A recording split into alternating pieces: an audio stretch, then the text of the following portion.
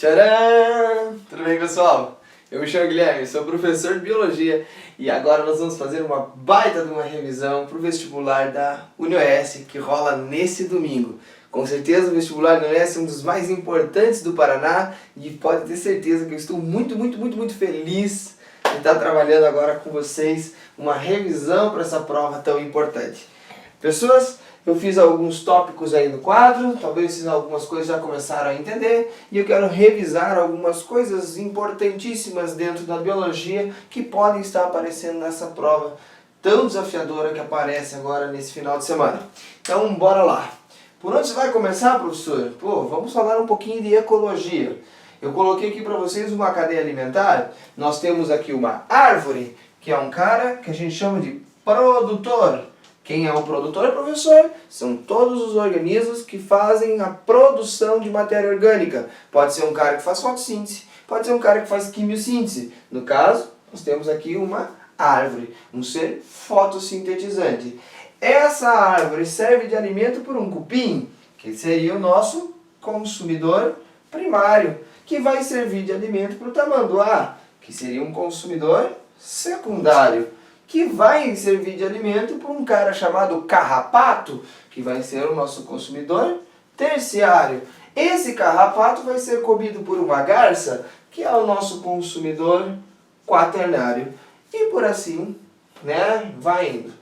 Beleza, pessoal, aqui nós temos uma cadeia alimentar. Lembre-se, por favor, que em cada passagem de nível trófico, você tem primeiro nível trófico, segundo nível trófico, terceiro nível trófico. Sempre na passagem de níveis tróficos, nós temos perda de energia na forma de calor. E é por isso que na hora de você representar uma pirâmide energética, você não consegue fazê-la de maneira invertida. Ela sempre aparece com a base mais larga, e vai diminuindo, e vai diminuindo, e vai diminuindo. Das três pirâmides, a de número, a de biomassa e a energética, a única que nunca vai ser invertida é a pirâmide energética. Porque sempre você vai ter perda de energia do nível do produtor para o consumidor primário, para o consumidor secundário, terciário e assim por diante.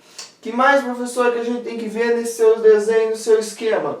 Nós vamos falar um pouquinho de relações ecológicas. Então vamos dar uma recapitulada nas relações. As relações ecológicas, elas podem ser classificadas em harmônicas ou desarmônicas. O que é uma relação harmônica?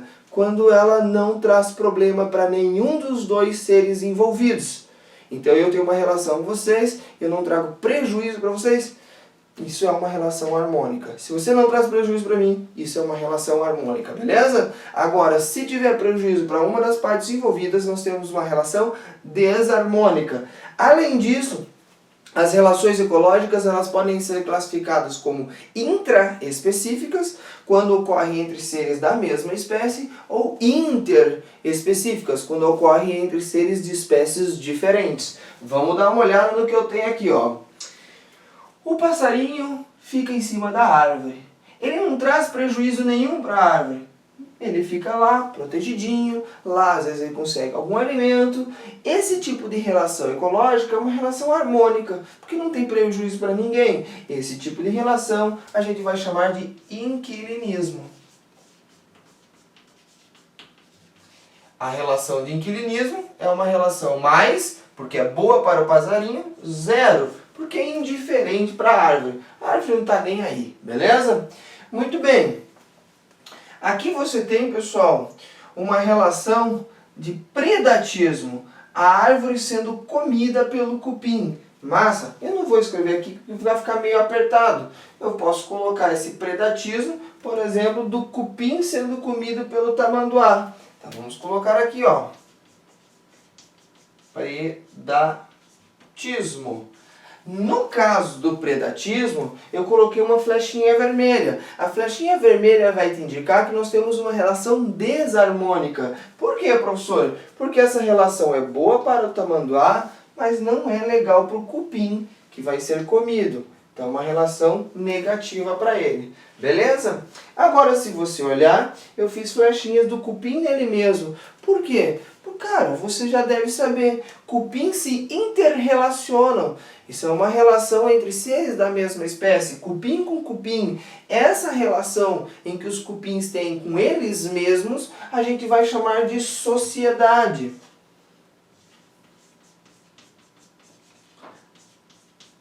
Lembrem-se que na sociedade nós vamos ter uma divisão de tarefas. Então vai ter cupim que faz um negócio, tem cupim que faz outro negócio, tem cupim que vai cuidar, tem cupim que vai defender, tem cupim que vai pegar alimento, tem cupim que vai reproduzir. Isso é uma sociedade. E dentro dessa relação, os seres não estão unidos fisicamente como ocorre numa colônia. Na sociedade todo mundo se beneficia. É uma relação do tipo mais.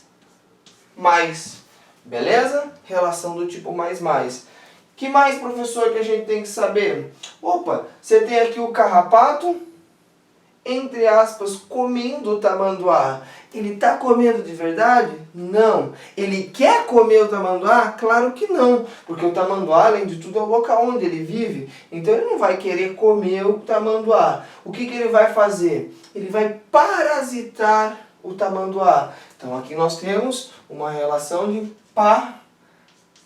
parasitismo. A relação de parasitismo também é legal para o carrapato, mas não é legal para o tamanduá. É uma relação desarmônica, mais legal para o carrapato, não legal, menos, né, para o tamanduá. Que mais, professor?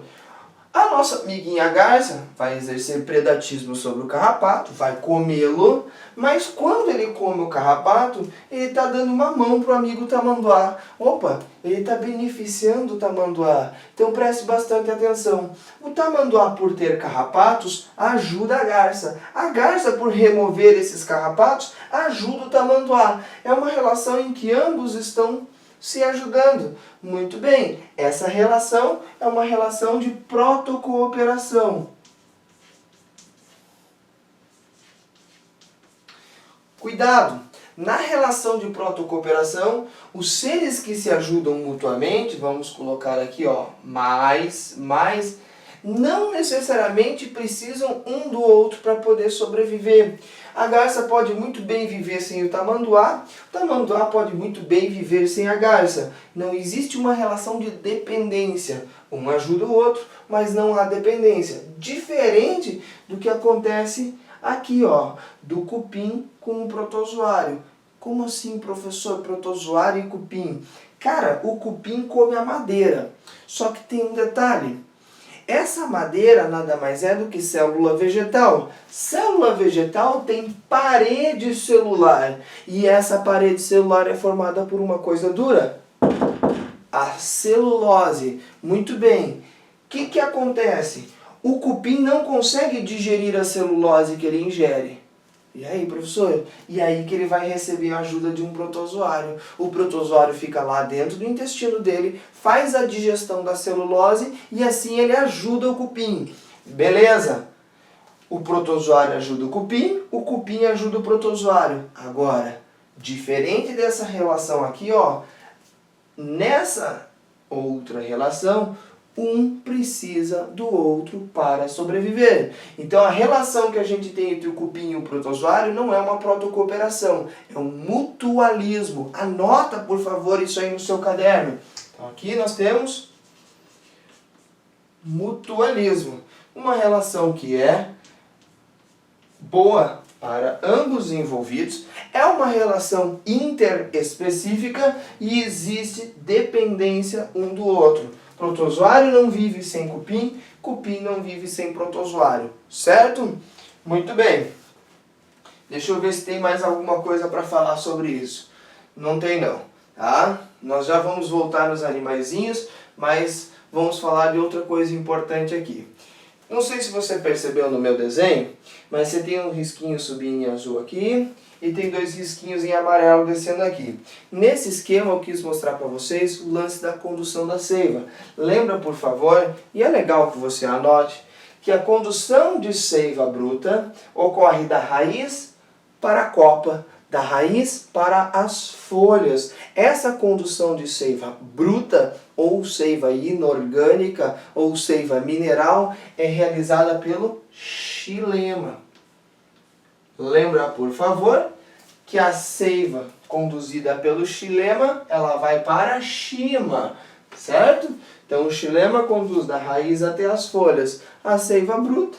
Essa seiva bruta vai ser importante para a realização da fotossíntese, que eu já vou explicar para vocês, e a gente vai produzir a seiva elaborada. A seiva elaborada vai descer via floema. Então vamos colocar aqui, ó. Floema. Então, para cima, xilema, para baixo, o floema. Lembra, por favor, que o xilema sempre corre pelo meio, o floema pelas extremidades. Ok? Professor, o que é conduzido dentro do floema? A seiva orgânica, a seiva elaborada, a seiva fotossintetizada. Beleza? Outra coisa importante, que é legal que você anote, as células xilemáticas são células mortas, certo? As células floemáticas são células vivas. Vamos colocar uma estrelinha para ela, ó. Tá? São células vivas. Muito bem. Agora vamos falar disso aqui que é o rei dos importantes, fotossíntese. Eu acho que se aparecer lá no UNS, eles não vão querer complicar muito a questão de fotossíntese. Você tem que lembrar dessa equação. O que a planta, o que a alga, o que a cianobactéria vai precisar para poder realizar a fotossíntese? Vai precisar de 3 elementos: luz, gás carbônico e água. Tendo esses 3 elementos, luz, gás carbônico e água, ela consegue produzir oxigênio e glicose. O que eu acho importante? Que você lembre das etapas que a gente tem na fotossíntese. Se você quiser dar uma aprofundada nesse assunto, eu tenho uma aula só sobre fotossíntese. Foi uma revisão que eu fiz para o vestibular da CAF, se não me engano. Dá uma olhada aí, por favor. Olha só.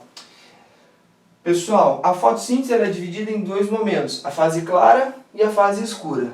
Por favor, anote aí no seu caderno. É durante a fase clara que a gente vai ter a conversão da água em oxigênio. Então, na fotossíntese, a água é utilizada para produzir oxigênio. Isso ocorre na fase clara, vamos chamar ela de FC, beleza?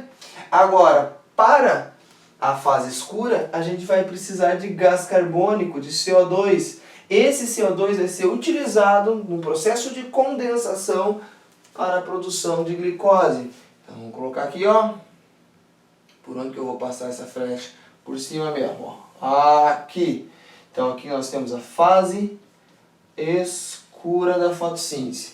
Então durante a fase clara, que é dependente direta da luz, a gente vai ter a água sendo quebrada, a gente chama isso de fotólise da água e formação de oxigênio, beleza? Isso ocorre dentro, por favor anote, lá no cloroplasto, dentro dos tilacoides. Perfeito. E aí, professor?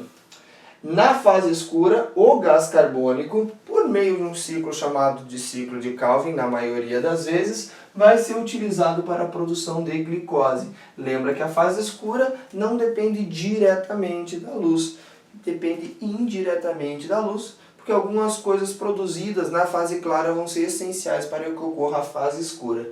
Perfeito? Aqui eu não comentei para vocês, mas provavelmente vocês já sabem disso, porque já corrigiram a prova do Enem. O que promove a passagem aqui, ó, de seiva bruta, a sucção de água lá embaixo, é um processo de transpiração que ocorre pelos estômatos. Então aqui, pela transpiração estomática, a gente larga a água para a atmosfera e automaticamente puxa a água lá embaixo na raiz, beleza? Essa é a teoria do Dickson, beleza? Agora, que mais, professor? Eu coloquei aqui para vocês uma célula vegetal, já para a gente lembrar das coisas que são importantes, já que falamos de fotossíntese, vamos falar um pouquinho da célula vegetal. A célula vegetal ela tem 3 grandes diferenças com relação à célula animal. Primeira diferença eu já comentei, é a parede celular. Célula animal não tem parede celular, ok? Cuidado, que na célula bacteriana a gente tem parede celular sim.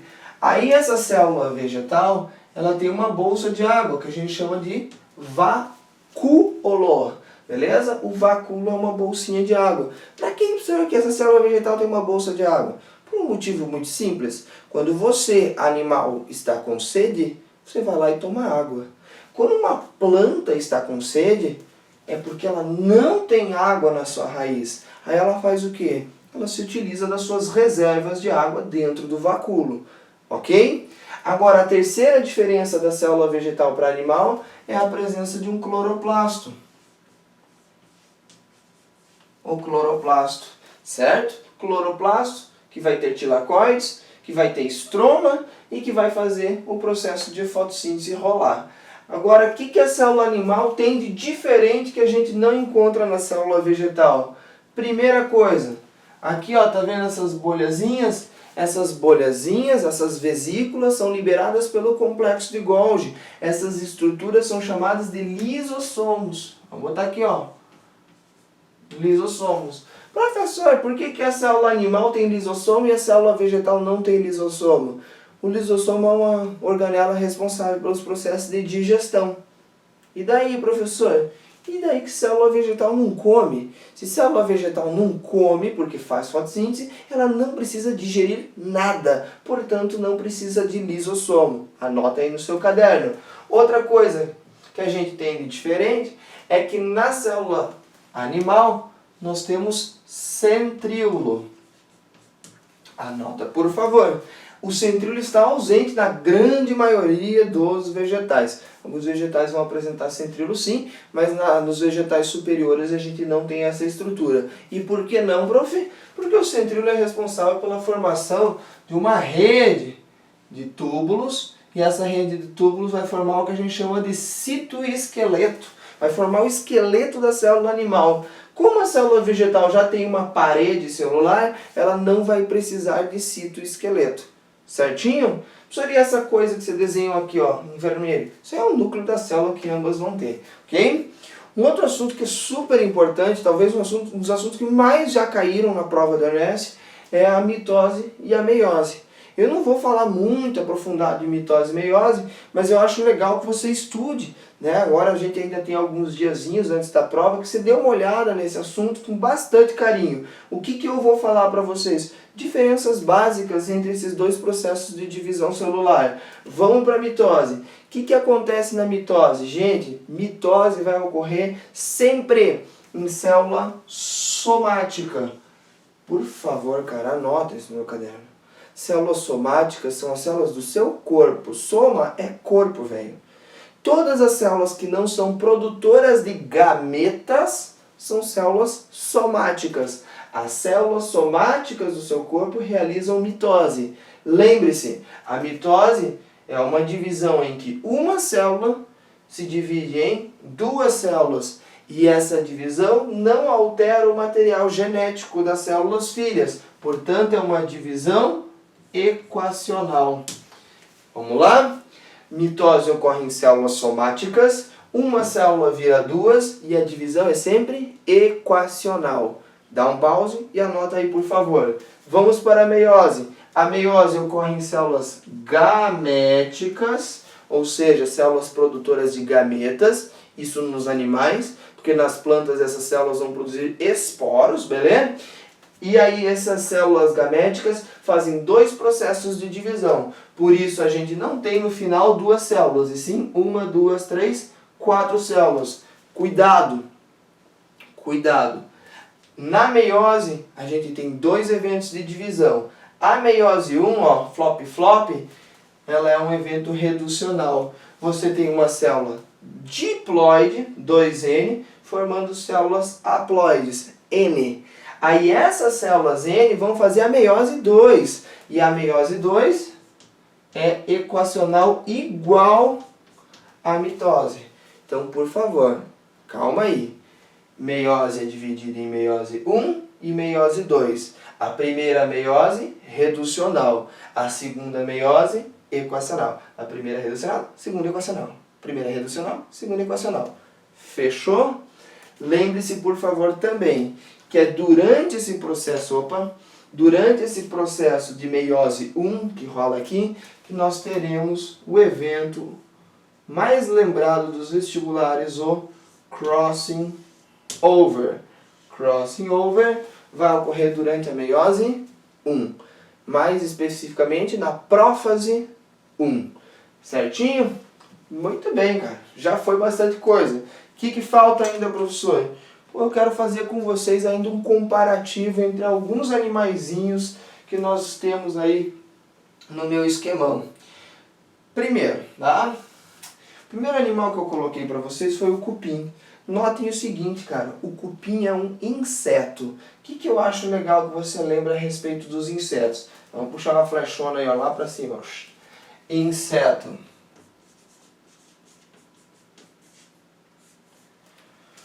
Gente, opa, desculpe. O inseto, ele vai ter o corpo dividido em cabeça, tórax e abdômen. Então, vamos colocar aqui, ó. Cabeça, mais tórax, mais abdômen. Certinho? Todos os insetos têm 3 pares de patas. 3 pares de patas. Se está muito rápido, vai dar um pause e anota, por favor. E lembre-se, por favor, que os nossos amiguinhos insetos apresentam sempre 2 antenas, ou um par de antenas. Então vamos colocar um par de antenas. Certinho? Tá aqui uma anteninha, tá aqui outra anteninha. Eu acho que é legal a gente comentar, embora eu não vou anotar. A excreção nos insetos ocorre por meio de túbulos de Malpighi, né? O Malpighi importante também lá na botânica, o Malpighi importante para a fisiologia humana. O Malpighi foi o cara que descobriu como é que rolava a excreção dentro dos insetos. Túbulos de Malpighi é o tipo de excreção que a gente tem nos insetos. Agora, se você olhar para esse bichinho, o carrapato, você deve ter contado 1, 2, 3, 4, 5, 6, 7, 8 patinhas. Ele não é inseto, meu caro. Carrapato faz parte do grupo dos aracnídeos. Então vamos colocar aqui, ó. Vai ficar apertado o bagulho. Aracnídeos. Aracnídeos tem o corpo dividido em um cefalotórax, que é a fusão da cabeça com o tórax. Vamos colocar aqui, ó, CT, mais o abdômen. Então ele tem cefalotórax e abdômen. Como eu comentei antes, eles têm 4 pares de patas, 4 pp. E muito cuidado, essas 2 coisinhas que vocês estão vendo aqui, ó, não são antenas. Por favor, aracnídeos são desprovidos de antenas. E tem nome para isso, professor? Claro, tudo na biologia tem nome. Chamamos esses seres de áceros. Certo? Então, aracnídeos, tipo aranha, né, professor? Tipo escorpião, né, professor? Isso mesmo, são áceros. Um outro detalhe importante é o seguinte: junto dessas 2 estruturas, essas estruturas que não são antenas, eu esqueci de comentar, mas se chamam pedipalpos. Tá? Estruturas táteis e olfativas que a gente encontra nesses animais. Esses pedipalpos protegem 2 outras estruturinhas menores. E o que é isso, professor? São quelíceras, estruturas utilizadas para a inoculação de peçonha. Então, aranhas peçonhentas, né?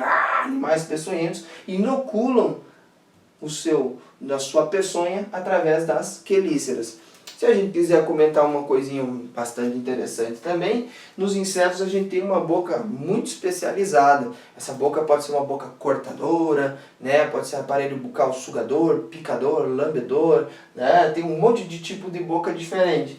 Aqui nos aracnídeos, o que é legal de lembrar sobre a boca deles é que eles sempre vão ter uma boca desprovida de mandíbula. Eles não mastigam o alimento. Então eles inoculam a peçonha vai fazer efeito dentro do bichinho, a aranha lá injeta, vai fazer efeito dentro do bichinho, depois com o meio do seu estômago, que funciona como uma bomba de sucção, ela vai puxar o alimento já pré-digerido fora do corpo dela. Então eles não precisam de aparelho mastigador. Beleza? Para a gente finalizar a nossa aula, vamos dar atenção para o nosso amigo tamanduá, para a garça e para um peixinho que eu coloquei aqui, que eu nem envolvi na cadeia alimentar. Eu gosto de falar bastante fisiologia comparada, porque isso cai muito na UniOS. Então vamos pensar um pouquinho nos corações desses animais. Olha só, o peixe ósseo e o peixe cartilaginoso, eles vão ter coração com fórmula cardíaca 1A, 1V. que significa isso, professor? Eles têm um átrio e um ventrículo apenas. Como eu desenhei aqui para vocês, ó, esse coração em azulzinho está representando um coração que somente passa sangue venoso. No coração de um peixe não passa sangue arterial. Para tudo, anota isso aí no seu caderno. Aqui não passa sangue arterial, ok? Então, fórmula cardíaca, 1A/1V. Isso é característica de peixes. A circulação é completa, porque não ocorre mistura de sangue. E essa circulação é uma circulação simples, porque passa o sangue só uma vez no coração para fechar o ciclo todo. Agora dá uma olhada na garça. Opa, na garça você tem, ó, átrio esquerdo, ventrículo esquerdo. Átrio direito, ventrículo direito. É um coração tetracavitário. Beleza? Importante. Nas aves e nos mamíferos, o sangue também não vai se misturar no coração. Não existe mistura de sangue arterial e venoso. Portanto, a circulação é completa. Anota, por favor. Circulação em aves e mamíferos é completa. Nós temos fórmula cardíaca 2A/2V. A mesma coisa acontece no tamanduá. 2A/2V. Certo? Professor, essa circulação é simples ou é dupla? Ora, o sangue tem que vir por um lado, sai. Depois vem pelo outro, sai. Ó, vem pelo lado do átrio, sai. Vem pelo lado do átrio, sai. Então, é uma circulação dupla. Tanto em aves quanto em mamíferos? Sim. Professor, vamos lá, vamos recapitular. Coração de aves e mamíferos tem 2 átrios e 2 ventrículos, certo? Ambos têm circulação completa, porque o sangue não mistura, correto? Correto. Ambos têm circulação dupla, porque para fechar a circulação tem que passar 2 vezes no coração, correto? Correto. Professor, como é que eu diferencio um coração do outro então? Pelo lado que sai a aorta, preste atenção. Você que está assistindo essa aula é um mamífero. Para que lado o seu coração está tombado? Para a esquerda. Por quê? Porque a sua aorta vai fazer uma volta pela esquerda. O arco aórtico é pela esquerda. Nas aves, o arco é pela direita. Então, vamos colocar aqui, ó. Arco aórtico pela direita, arco aórtico para a esquerda. Beleza? Então, fiz a setinha. Mas aqui que é a direita. Lembre-se que o coração está sendo visto de frente. Esse é o lado esquerdo do coração, o lado direito do coração. Ok? Pessoas, era isso que eu tinha para dizer para vocês. Eu espero que esse vídeo seja muito útil. Desejo boa sorte para todos vocês. E eu quero dar um recado, por favor. Muitos alunos, estudantes que estão acessando o YouTube estão pedindo: ô professor, por favor, saia da frente para a gente poder tirar uma foto legal aí ou dar um print da tela e poder copiar as coisas do quadro em casa. Eu vou dar uma dica para vocês. Nos comentários embaixo, nos comentários não, na descrição embaixo, eu deixo um linkzinho lá sempre do meu Instagram. E lá, naquele linkzinho do meu Instagram, você sempre vai encontrar os quadros das últimas aulas. Na verdade, todas as aulas, elas estão com uma fotinha lá no Instagram. Se você tiver qualquer dúvida, alguma coisa que você não conseguiu pegar, acesse o meu Instagram, que você vai encontrar tudo lá, ok? Pessoas, se esse vídeo foi bacana para vocês, eu gostaria muito que vocês dessem o seu likezinho. Por favor, se você não se inscreveu ainda no canal, coloca aí um cliquezinho nesse Bzinho da biologia que automaticamente você estará inscrito. Beleza? Meu Deus, esqueci de uma última coisa. Dica de última hora, tomara que caia na sua prova.